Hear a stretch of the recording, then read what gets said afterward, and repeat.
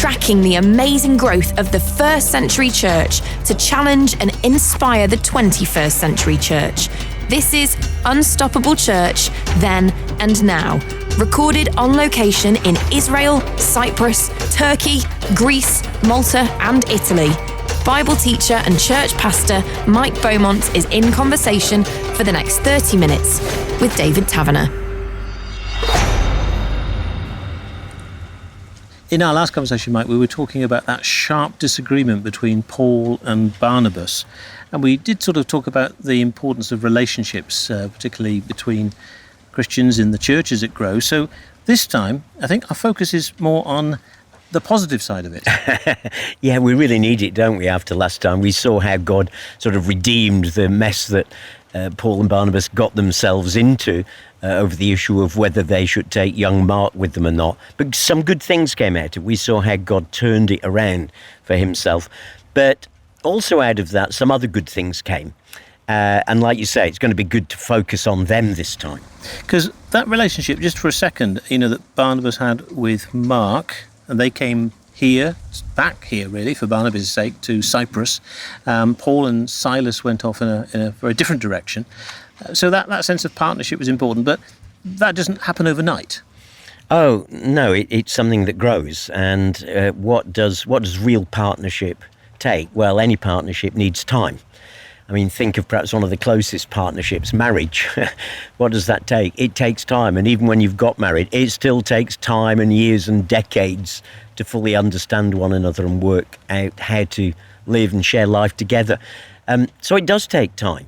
And one of the lovely things is that we get glimpses of in the New Testament is of how those who mentored others did it by spending time with them, not by sending them on a course. And of course, the supreme example of that was Jesus, who spent 3 years just living day in, day out with his 12 disciples, mentoring them on the job, not sending them out on discipleship 101 courses.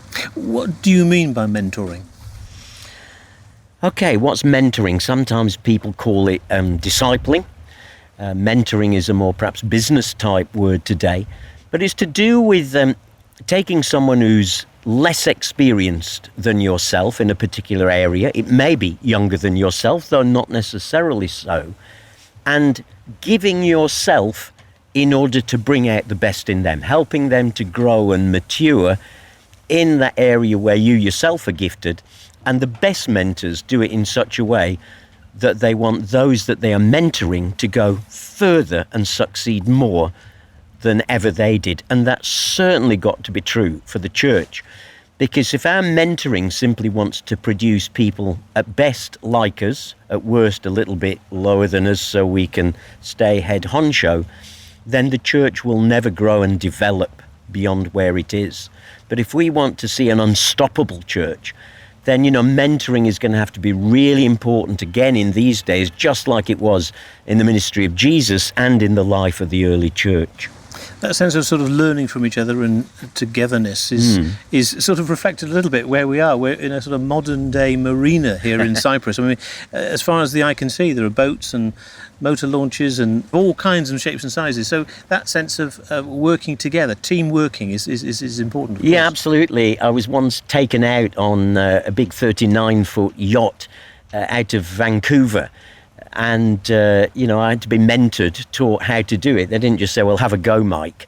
Yeah, it's too dangerous, frankly. And living life and serving the Lord is too dangerous for you to be left on your own.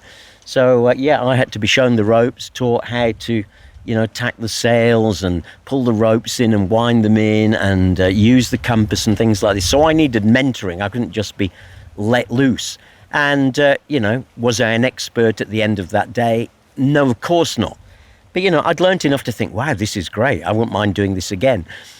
So, it's taking someone sometimes who knows nothing. I knew nothing about sailing. Sometimes it's taking people who know something and helping them to learn more. So, sitting here in a yachting marina is a very good example of you can't just get on a yacht for the first time and take it out. Well, let's turn the clock back to then and find out some of examples, really, of good mentoring. Well, there are loads through the Bible, and we're going to focus on one in particular in a moment when we come to our next part of Acts. But I mean, just think back to the Old Testament for a start.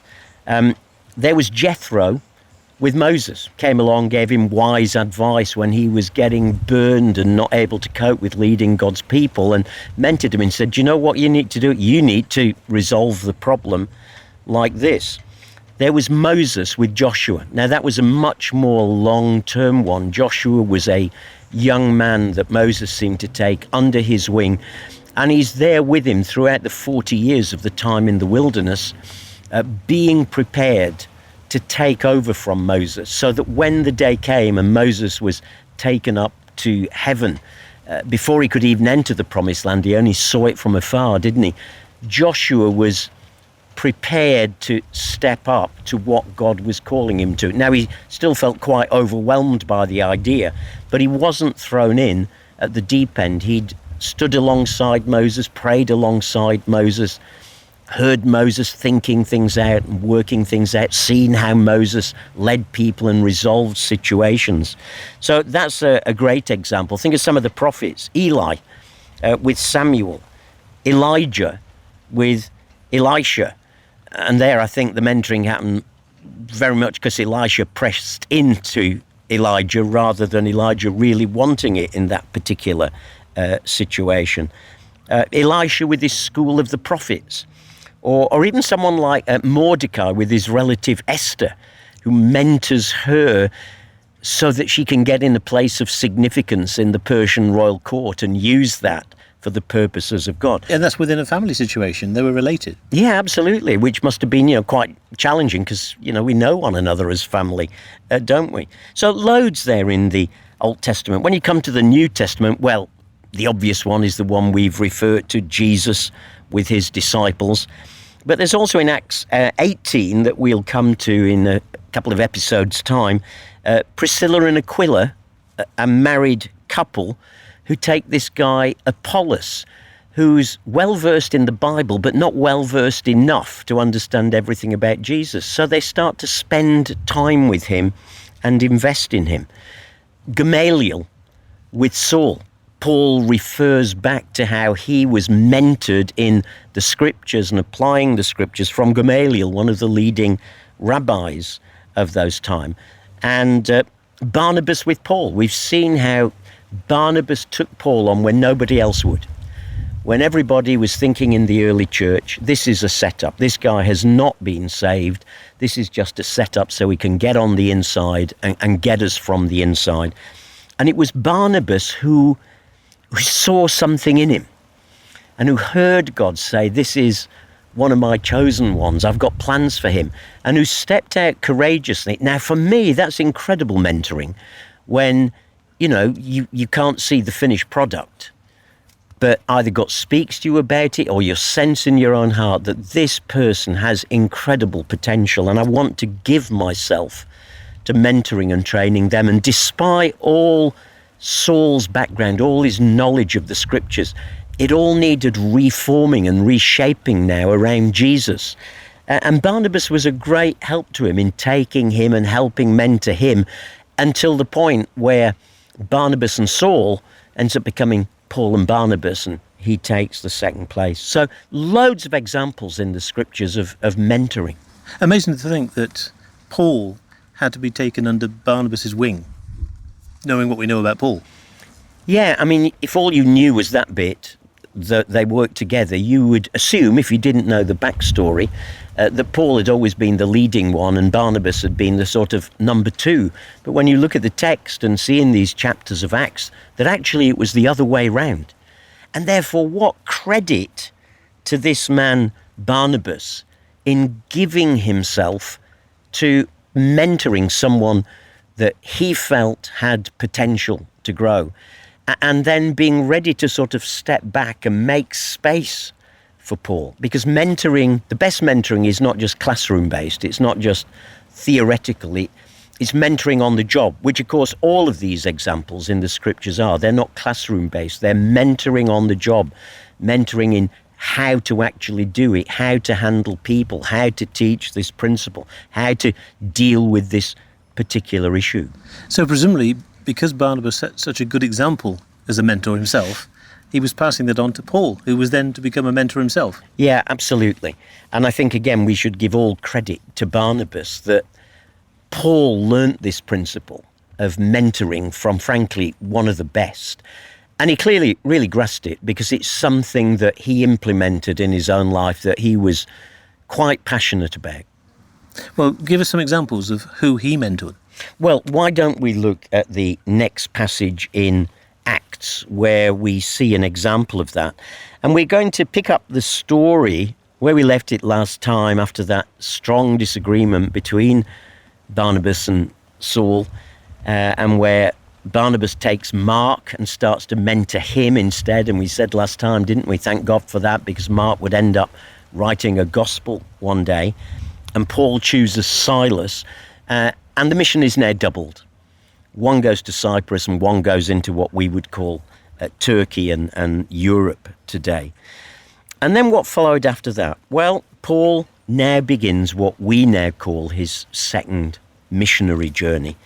And the second missionary journey starts out like this, chapter 16. Paul came to Derbe and then to Lystra, where a disciple named Timothy lived, whose mother was a Jewess and a believer, but whose father was a Greek. The brothers at Lystra and Iconium spoke well of him. Paul wanted to take him along on the journey, so he circumcised him because of the Jews who lived in that area, for they all knew that his father was a Greek. As they travelled from town to town, they delivered the decisions reached by the apostles and the elders in Jerusalem for the people to obey. So the churches were strengthened in the faith and grew daily in numbers. So this young man, Timothy, was somebody that Paul was going to work alongside and develop and encourage in all kinds of ways, presumably. And yet, because of his background, it sounds like, Luke is pointing out there's some backstory there that might have made Paul hesitate. Yeah, we know from elsewhere, don't we, that Paul was quite staunch in his belief that Gentiles did not need to be circumcised in order to be saved, in order to be Christians. And yet here we find him taking Timothy and circumcising him. What's going on here? Well, the answer's really in his own background, because the background is that his father was Greek and his mother was Jewish. And so the last thing Paul wanted as he was taking the gospel out, and remember he always started in the Jewish synagogues, was the Jews turning around and saying, "Here, what are you doing bringing him into our synagogue?" So he has Timothy circumcised really out of pragmatism rather than out of necessity. Did he need to be circumcised to be saved? Absolutely not. But Paul knew that if he wasn't, it would undoubtedly cause some problems down the way. Now, I'm sure this wasn't a case of him saying simply to Timothy, "Right, I'm going to circumcise you, that's the end of it." I'm sure they had the discussion. And I'm sure they talked it through, and Paul explained why, because that's what good mentoring does. It doesn't order people around. It helps people to understand for themselves and then to lead them into it. So he has to deal with that almost. I'll tell you what, it's a big mentoring step, though, isn't it, Sure. for the first thing you ever mentor someone with, without a doubt. And therefore, there must have been some respect from Timothy towards Paul for him to go ahead with that. Yeah, absolutely. And you see, Timothy had almost certainly met Paul before, probably during Paul's first visit to Lystra. On the first missionary journey, it was one of the cities that Paul had visited, and Lystra was Timothy's own hometown. So they had probably met then. I mean, the text doesn't say so, but scholars think it not unreasonable to think this must have happened. These communities are small, the church is still relatively small, so he undoubtedly would have met Timothy there, and perhaps even at that stage he noticed him and thought, "Hello, that's a young man for the future. He's a guy worth keeping his eye on." So now when he returns to Lystra on this second missionary journey, he sees this guy has grown and developed significantly, and without a doubt now thinks there's tremendous potential in this guy, and takes him with him. I'm sure he must have heard God speak to him. We know that Paul didn't step out, without prayer and checking things out with God. So he takes this young man in whom he sees potential, and he is going to take him not as, well, what we might call these days a bag carrier. You know, someone to tack alongside, carry a bag behind you, and run all the errands. Paul's vision of mentoring was something far deeper than that, both in terms of how it was expressed and what it led to. Was the relationship between Paul and Timothy then one of sort of teacher and student? Well, it would have been very easy for it to be that, because that was the model that many Jewish rabbis had. They gathered their students around them. That was the word that they used. But for Paul, it was not a sort of student-teacher relationship. In fact, in Philippians 2, verse 22, Paul there refers to Timothy and how they'd worked alongside one another like a son with his father. Oh. Wow. That instantly tells you his relationship. Here's a picture of a dad and his lad working in the family business together. And the father definitely knows more, and the son needs to learn from him. But it's not one of commanding and ordering. It's one of love and relationship. And that certainly characterized what the relationship was like between Paul and Timothy, just like the relationship between Jesus and his 12 disciples. Paul might describe that relationship in a sort of father-son way, but was Paul married? Well, the short answer is we don't know. Some think he wasn't, and some think he was a widower. And the reason for that is it looks like Paul was a member of the Sanhedrin, because he's there involved in that whole decision about Stephen being stoned and the letters of authority that he gets to go and pursue the other Christians. And to be a member of the Sanhedrin, you had to be married. But there's no mention of his wife like there is for some of the other apostles. Peter, for example, very clearly had a wife. It's referred to in the New Testament. So he may have been a widower who'd lost his wife, or he may never have married. We simply don't know which. We certainly don't get any reference to family, that he had children, that he had. So, you know, in some ways, maybe this was a substitute son. Maybe this was the son that he'd never had. Maybe that's why he loved him so very much. The other concept that comes to mind is the whole area of sort of succession planning, as we might put it nowadays, that, you know, Paul wasn't going to be around forever. Yes, absolutely. And I love that Paul thinks sort of generationally. He's thinking to the future. Now, you know, in the early days of the church, it does look like many Christians thought Jesus was going to come back very soon, but it's very clear as the years pass by, and it becomes clear in Paul's writings too, that actually it's going to be a bit longer than we initially thought. And so we are going to have to plan for the generations to come. Maybe a challenge to those of us as Christians today who sometimes think, well, there's no point investing in anything or anyone because Jesus is coming back soon. Well, he might, but he might not. And if he doesn't, you know, we don't want to be caught unawares. So he does have a real sense of sort of planning for the future. And one of the things he does with Timothy, for example, is to give him increasing responsibilities as he proves himself. So he's looking for him to grow in stature and spiritual service. And as he proves himself, we see a sort of development. So in Acts 19:22, Timothy is described there as Paul's helper or Paul's assistant, depending which translation you have. By 1 Corinthians 4, verse 17, he's described as serving as Paul's representative. Can you hear the difference there? He's moved from helper to representative. I can't come, so I'm sending him, and receive him as you would receive me.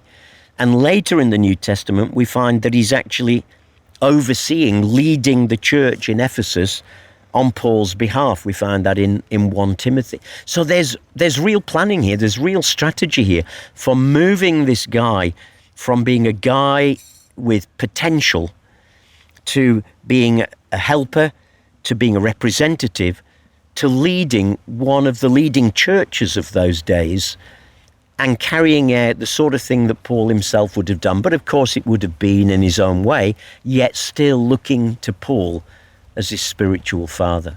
I can see that sense of progression that you've described, and that happened over time.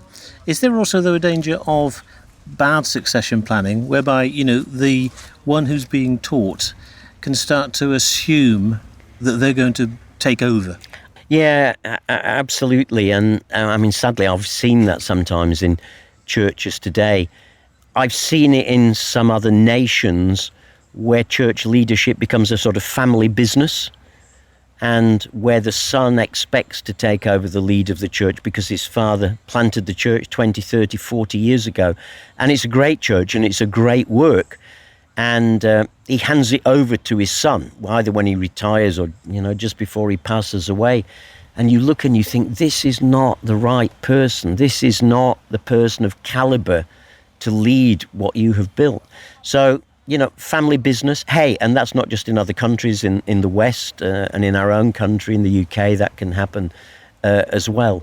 So sometimes, just passing it on to family, passing it on to a favourite, someone that you just like and favouritize and, give them opportunities when, frankly, they do not show the potential that many other people do that aren't your favourite. So passing it on to family, passing it on to favourites, these are things we've got to be really careful of. And that's where corporate leadership comes in. Because if leadership is simply me, then I will do what I want. And the interesting thing is, in the New Testament, while there seem to be different models of leadership, so the church in Jerusalem seems to be slightly different to some of Paul's churches in how they are structured, but this one thing characterizes them all. There is no one pastor, vicar, priest, minister leading. There are always a group of elders. Now, call them what you like today, but in a group leadership, even if there is a first among equals, a primus inter pares, as the technical term is, there's still safety in that group together where you're all committed to the same thing and the same vision, so that if I then want to put my own family into a particular position, I have brothers and sisters around me who love me enough to say, Mike, I think you've got a blind spot here, because your son, your daughter isn't as gifted as you think they are, and we understand you want to, make space for them. Who wouldn't for their own kid? But this is not a family business. This is the Church of Jesus Christ. So corporate leadership is incredibly important. And personally, I would never join a church that was only ever led by one person, one head honcho, because I think it's dangerous as well as unwise. So back to this sort of relationship that Paul had with Timothy and the impact he had on Timothy. There are some letters, are there not, in the New Testament associated with Timothy?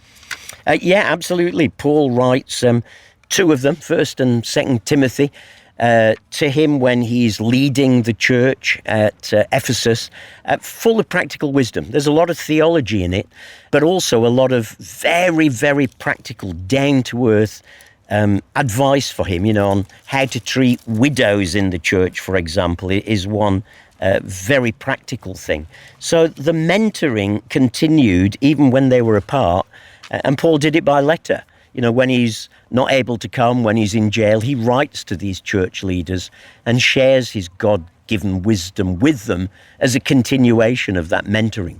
And quite publicly then, because it's not as if he's sort of just passing a lot of information in a private meeting, a one-to-one. This is a public letter. Yeah. There's no sort of hidden agendas here, no secrets.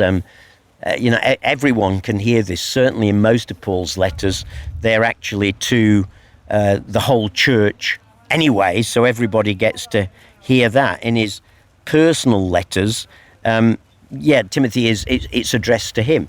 But I'm absolutely convinced that Timothy wouldn't have kept that hidden. I mean, if he had, we wouldn't have it in our Bibles for a start, would we?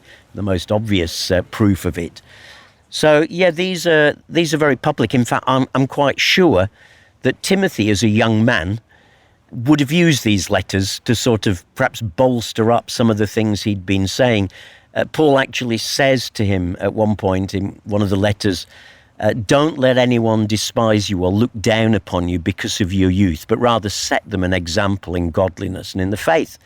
So clearly there were some who were sort of just looking down their noses a little bit and thinking, yeah, Paul was all right, but Timothy isn't you, and he's really quite young. Challenge there to those of us who are older, by the way, to be very, very careful that we don't discourage those who are younger that God is raising up, and that we get behind them and get underneath them rather than, try to pull them down or remind them that they aren't what the old pastor used to be. Obviously, mentoring is a two-way relationship. So, you've got to want to be mentored. Oh, absolutely. Mentoring cannot be a compulsion.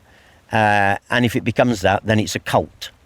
And it's all about control. Mentoring is not about control. Discipleship, to use another word, is not about control. It is helping the person themselves to grow in Jesus. It is helping them and challenging them to keep moving forward in Jesus. It's about encouraging them in their gifting and shaping them in their gifting. So, for example, in the church where I'm based, one of the things that I do in my local church is I mentor the preachers.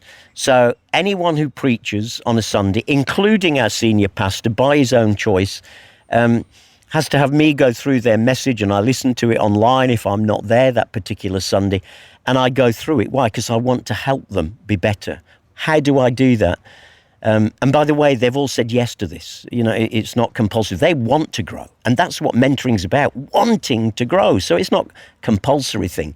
But we go through things, and the first thing I do is tell them, this was great, that was a fantastic example.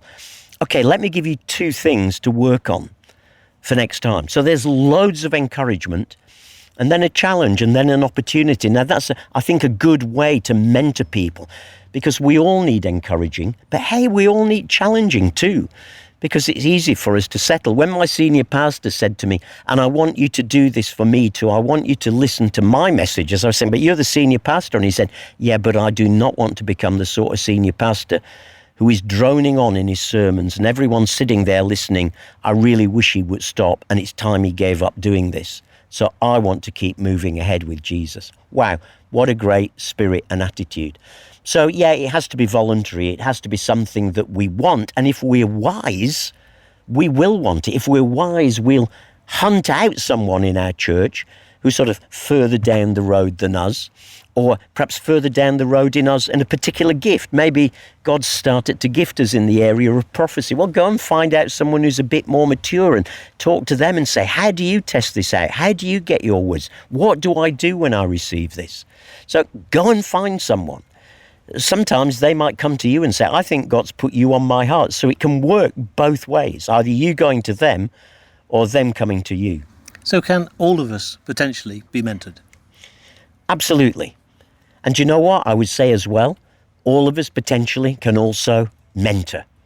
There's always someone that we can give something to. If we're passionate about following Jesus, we can both be mentored and mentor.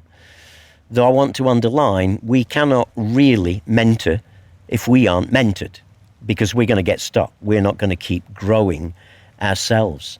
So unstoppable church, absolutely. And one of the key things that I think can help us keep moving forward is this whole idea of a church that is mentored, that is passionate about it, that longs for it, that wants to keep growing in its giftings, and that wants to keep being pushed out. God give all of us, a good mentor, and God give all of us a good heart that will be prepared to mentor others as well. Mike Beaumont and David Taverner, travelling from Jerusalem to Rome and beyond to track the amazing growth of the first century church and what that means for the unstoppable church of the 21st century. There are more Bible podcasts from Mike and David on the UCB Player app and major podcast platforms. Check out Jesus Then and Now or Bible Books in 30 Minutes.